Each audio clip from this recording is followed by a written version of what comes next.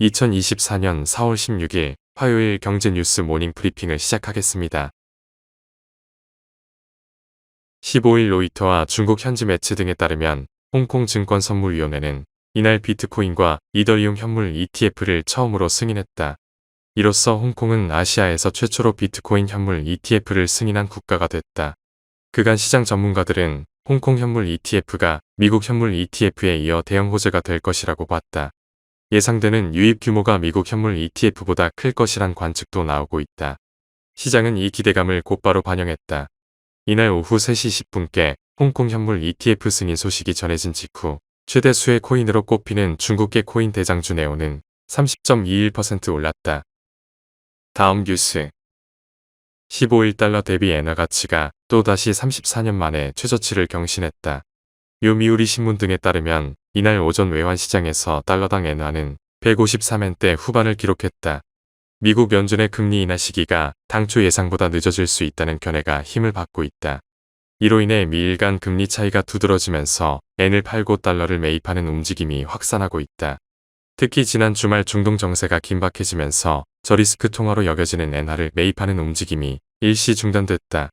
시장에서는 일본 정부와 일본은행이 환율 개입에 나설 수 있다는 경계감이 강해지고 있다. 다음 뉴스.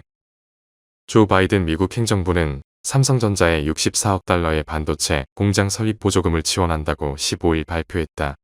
이는 당초 예상됐던 20억에서 30억 달러보다 3배 가까운 수준으로 증가한 규모다. 앞서 대만의 TSMC에 지급하기로 한 보조금 66억 달러와도 맞먹는다. 미 정부는 삼성전자에 대한 보조금 지급 내용을 발표하면서 삼성이 향후 10년간 총 450억 달러를 투자하기로 했다는 결정도 공개했다. 삼성전자의 첫 번째 텍사스주 반도체 공장은 2026년부터 4나노미터 및 2나노미터 반도체를 생산할 예정이다. 다음 뉴스. 지구온난화에 따른 이상기후로 자연재해에 의한 경제적 피해가 늘면서 전 세계 보험사들의 부담이 가중되고 있는 것으로 나타났다.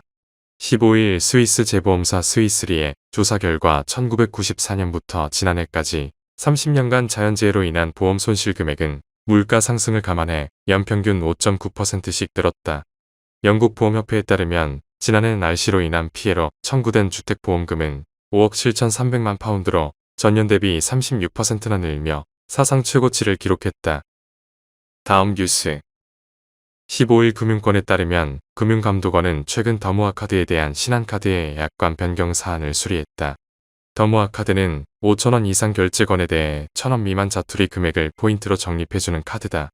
하지만 신한카드는 지난해 말 고객 거래 유형을 모니터링한 결과 일부 약사들이 지인과 가족 등의 더모아 카드를 부정 사용한 사례를 발견했다.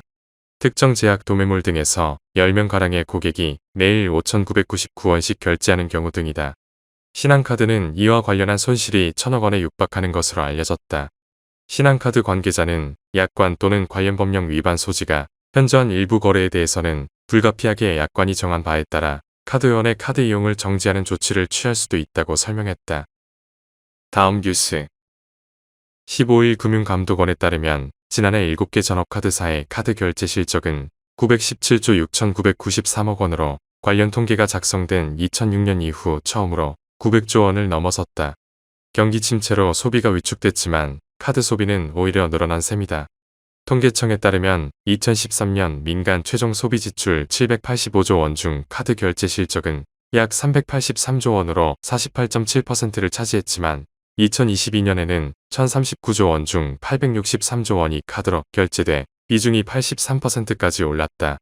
현금 사용이 급격히 줄어든 데다 페이QR 등 새로운 결제 수단이 확산되고는 있지만 아직 카드의 아성을 넘지는 못하는 모습이다. 다음 뉴스. 석유화학업계가 이란, 이스라엘 간 충돌이 더 확산할지 주목하고 있다. 중동 불안 고조로 유가가 상승하면서 정유 부산물인 석화 원료 가격도 2달 만에 약 10% 올랐기 때문이다. 나프타는 석화 제품 원가의 상당 비중을 차지하는 핵심 원료다. 이란, 이스라엘 간 갈등이 확전될 시 두바이유 가격은 배럴당 100달러 이상까지도 오를 전망이다. 중국발 공급 과잉으로 수요자 중심인 현재 석화 제품 시장에서는 최종 판매가의 비용 증가분을 반영할 수 없어 즉각적인 수익성 악화가 우려된다. 다음 뉴스.